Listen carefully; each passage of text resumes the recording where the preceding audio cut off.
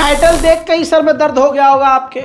Yemen Israel के साथ, हाँ देखिए यमन के हुथीज अलग हैं और सरकार में आधा हिस्सा उनका है, लेकिन जो वहाँ की ऑफिशियल गवर्नमेंट है यमन की, उसने कहा है इजराइल से आप हमारे साथ आइए, हम और आप मिलकर हमारे देश के विद्रोही जिन्हें आप टेररिस्ट ऑर्गेनाइजेशन कहते हैं हुथीज, उनको हम दोनों मिलकर ख़त्म करते हैं। इस्लाम के इतिहास में या यूं कहूं मुसलमानों के इतिहास में मुसलमानों का नुकसान इतना बड़ा कोई नहीं कर पाया जितना खुद मुसलमानों ने किया।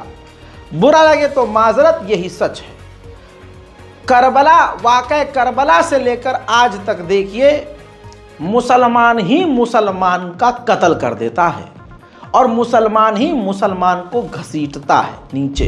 उधर यमन के अंसारुल्लाह, मैं अलग से वीडियो दिखा नहीं सकता माजरत, यमन के मिलिट्री अंसारुल्लाह ने, जो कमांडर हैं मिलिट्री कमांडर, उन्होंने कहा है कि हम तैयारी कर रहे हैं इजराइल के साथ ज़मीनी स्तर पर जंग लड़ने के लिए। नेतन्याहू को एक बड़ा झटका लगा है।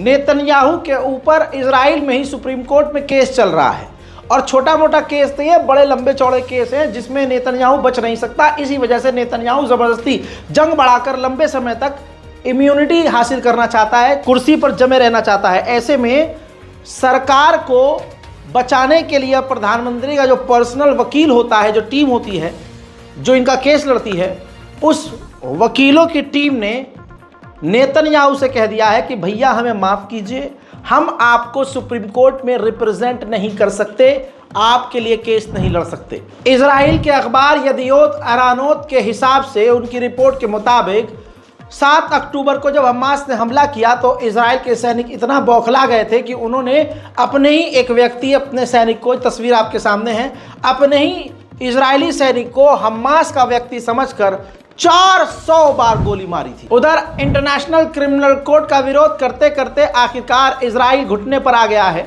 और आईसीसी में अपने बचाव के लिए एक टीम, वकीलों की टीम भेज दी है। उधर हमास फिलिस्तीन के संगठन अल-कस्साम ब्रिगेड ने कहा है कि हमने इजराइल के कई सैनिकों को कत्ल किया है और बहुतों को घायल किया है। उधर अमेरिका तैयार हो गया है कि 2026 के आखिर तक अमेरिकी सैनिकों को इराक से निकाल लेगा। न्यूजीलैंड के विदेश मंत्री ने इजराइल को झटका देते हुए कहा है कि ठीक है, आपको बचाव का अधिकार है, लेकिन बचाव का अधिकार का मतलब ये नहीं है जो आज हम देख रहे हैं। आज के हालात देखकर हम ये नहीं कह सकते कि इजराइल अपना बचाव कर रहा है। उधर अमेरिका ने लेबनान में रहने वाले अमेरिकियों को वार्निंग दे दी है कि जितनी जल्दी हो सके खुद अपने आप लेबनान छोड़ दें। हजरात, आपको पता है कि इजराइल के आम लोग किस मानसिकता के हैं? ज़रा तस्वीर देखिए। बोट ट्रिप, नाव पर सवार होकर यहूदी पैसा देकर मज़े लेने के लिए गाज़ा के समुद्र के इलाकों में जा रहे हैं आसपास, ताकि वो करीब से इजराइल जो गज़ा पर बमबारी कर रहा है वो करीब से देख सकें। अमेरिका के डिफेंस मिनिस्टर ने सऊदी अरब के डिफेंस मिनिस्टर से फ़ोन पर बात की है, लेकिन खिचड़ी क्या पकी है नहीं पता।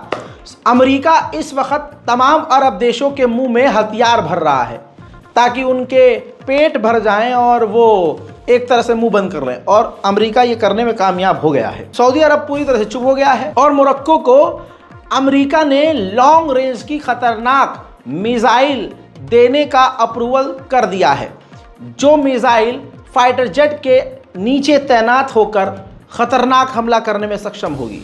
जाहिर सी बात है इसके बाद मोरक्को भी चुप हो जाएगा। उधर अमेरिका को डर यह है कि इजराइल का फाइनेंस मिनिस्टर फिलिस्तीन की बैंकिंग सिस्टम को पूरी तरह से तबाह कर देगा, कोलैप्स कर देगा, गिरा देगा। डर अब अमेरिका को ये है, आप कहेंगे अमेरिका को क्या डर है, इसमें तो अमेरिका के मज़े मज़े हैं।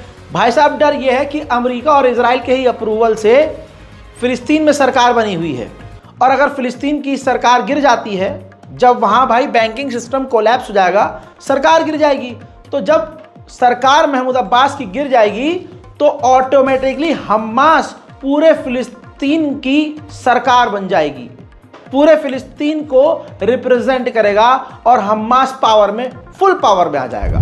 उधर इजराइल के एजुकेशन मिनिस्टर ने इजराइल के टीवी चैनल पर कहा है ओपनली कि लेबनान और हिजबुल्लाह में कोई फ़र्क नहीं है, कोई फ़र्क नहीं पड़ता कौन क्या है, बस सीधी बात यह है कि बहुत जल्द लेबनान पूरी तरह से खत्म हो जाएगा। उधर जर्मनी का एक और कांड देखिए। जर्मनी की पुलिस ने नाबालिग बच्चे को गिरफ्तार किया है जो फिलिस्तीन के समर्थन में निकाली गई रैली में शामिल था। और जरा देखिए कि पूरी पुलिस की फौज ने इस छोटे से बच्चे को घेरा हुआ है। हजरात, गाजा का ये हाल है। उम्मीद करता हूं कि इस बारकोड का इस्तेमाल करके कुछ न कुछ मदद गाजा और फिलिस्तीन पहुंचाने की आप कोशिश करेंगे और मुझे पूरा यकीन है कि इस वीडियो को आप शेयर करेंगे। National prime time, international prime time के लिए हमारे रज़ाग्राफी मेन चैनल पर जरूर जाएंगे और रज़ाग्राफी अनस्क्रिप्टेड यानी हमारे इस चैनल जिस पर आप ये वीडियो देख रहे हैं, इस चैनल को सब्सक्राइब तमाम दुनिया की बड़ी खबरों के लिए ज़रूर करेंगे। मैं हूं रज़ा और आप देख रहे थे रज़ाग्राफी अनस्क्रिप्टेड। जय हिंद।